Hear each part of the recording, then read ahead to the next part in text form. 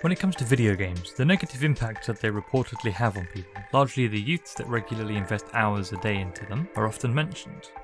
Through this documentary, I am going to be exploring 3 key points relating not only to the impacts of video games, but the responsibilities that creators should or should not be taking when it comes to their products. Those being, do video games actually influence people, largely youths, to be violent or aggressive?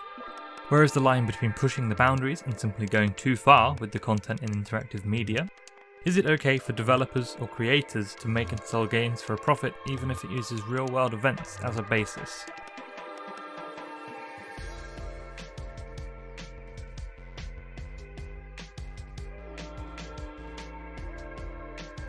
I'm going to be looking at whether video games have longer lasting effects and if they cause or influence people to be more violent or aggressive. But to start with, let's see what the public have to say. Video games, I believe, are good for people. It's too much time being spent playing on them. I don't think it does, unless they play the right games, but mainly the parents should focus them on what to play and not to play. I think people that game should be respective of the limits of ages of what games you can play. I think the violence in video games is a big issue. It tends to make even younger children, like 5 and 6 year olds, who are allowed to watch, and it makes them violent as well. So I'm not quite sure it's a good thing to have. I think gaming probably does have a negative effect on young people. I think there are some young people that become completely obsessed with it and they don't sleep enough and they spend too much time gaming when they need to be connected with the real world. Doesn't mean that I think that gaming is bad, but I think as a parent, if I had a kid that was really into gaming, I'd probably limit it to a couple of hours a day. It seems that whenever young people are caught between poor life choices or criminal acts, there are always some that accuse the hobbies of that person for being responsible in one way or another for the person's acts, as can be seen with this article published by The Mirror. Aaron Campbell was seemingly influenced by the lore of the Slender Man myth to carry out the acts that he did, though Dr. Griffiths of Nottingham Trent University also states in the same article, if people watch very violent films or play very violent games, it could be a factor, but the science isn't very good at proving that. Only recently there was an Oxford University study finding that there is no link between violent video games and increased aggression in teens, this being one of many recent studies to have the same results. When 87 participants were asked, it was found that 80.5% feel that video games have positive behavioural impacts on individuals. Similarly, a study from Bournemouth University in January 2019 found that when 166 youths aged 12 to 18 were examined, video games allowed for more positive moral reasoning. It goes on to also point out that between the ages of 12 and 14, there was a transition in moral development in 31.6% of participants. Mason Woodhams of the Hastings game studio put it nicely after being contacted. Where they do not have the life experiences and emotional maturity to deal with such topics, they may act out or be influenced to be violent and aggressive. He then goes on to say this is not just in the medium of video games, but relates to all others such as music, pornography, TV and films. He then goes on to put forward the example of the child killers of James Bulger in the early 90s, where they acted out a scene from the Chucky movie. It was not the fact that it was a movie or a game that was at fault, but more that it's inappropriate for that age group.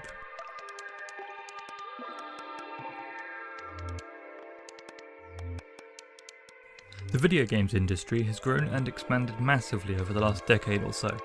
Changes as dramatic as waiting in long, drawn-out queues in the local shops to purchase the newest game on day one, to now being able to find, purchase and install it with a few clicks of a button. The libraries of content that populate the space are beyond extensive. It would be fair to say that there is absolutely something for everyone at this point. 2019 will be a year to remember for the video games industry. This has already been proven to be the case lately, though not in the best of light. Recently, there was a highly controversial game that was slated to release on Steam in April 2019 titled Rape Day. The goal of the game is to act out the namesake in order to progress the story. While the game has since been removed from the Steam marketplace, instances like this are not infrequent. Another well-known example is that of Standoff, otherwise known as Active Shooter. The premise of this game was for players to act out the school shooting scenario. As expected, the game did not successfully launch on Steam, however the creator defended his product, renamed it and distributed it elsewhere. To most people, products that follow these examples are absolutely unacceptable to be created and sold, and as such believe that platforms like Steam should be more diligent to ensure that every product is thoroughly reviewed before being shown to the public eye. 2009's Call of Duty Modern Warfare 2 has one of the most recognisable controversial levels in recent video game history, No Russian. When this level was developed, both Infinity Ward and Activision were supportive of the decision to create the level, though some playtesters were in absolute disapproval of the level, one even refusing to play the level due to its nature. This sentiment was mirrored also when the game released. When context is provided, it can be seen that the purpose of the level was to create a strong connection for the player with various characters. These are basic techniques to have a player feel committed to furthering the story and progress the game. The same can be labelled on this scene from Star Wars The Force Awakens. Kylo Ren kills his father, Han Solo, one of the most beloved characters of the franchise right before us. Many people understood exactly the purpose of the level as it did not fully reflect the rest of the game or its story, though a great number still questioned the moral and ethical side of what was shown. I would say that the difference between pushing the boundaries and going too far stops when there is no purpose for the content of the art, in this case, video games.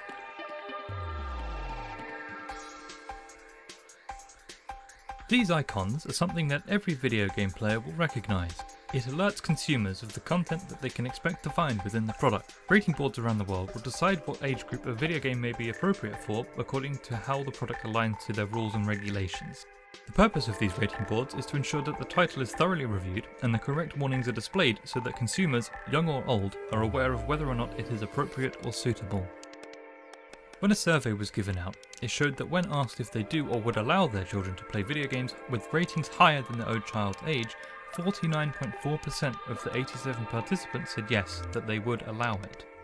Finally, when asked on who should be responsible if a child causes damage or injury when reenacting a scene from a controversial video game, 65.5% of the participants agreed that it should be the parents that are held responsible, but only 5.7% said that the creators or developers of the video game should be responsible. If a studio released a trailer for a £40 product that was based on the sinking of the Titanic, what would the overall reception be? Would there be backlash due to the nature of the content if they made it a game? Or would there be interest if the game was delivered in a factual VR experience instead? Is it the content of the game that matters, or the way that it's delivered when it comes to the morality and ethics? I think that the debate of whether or not video games have negative impacts on the behaviours of individuals is something that will not come to an end.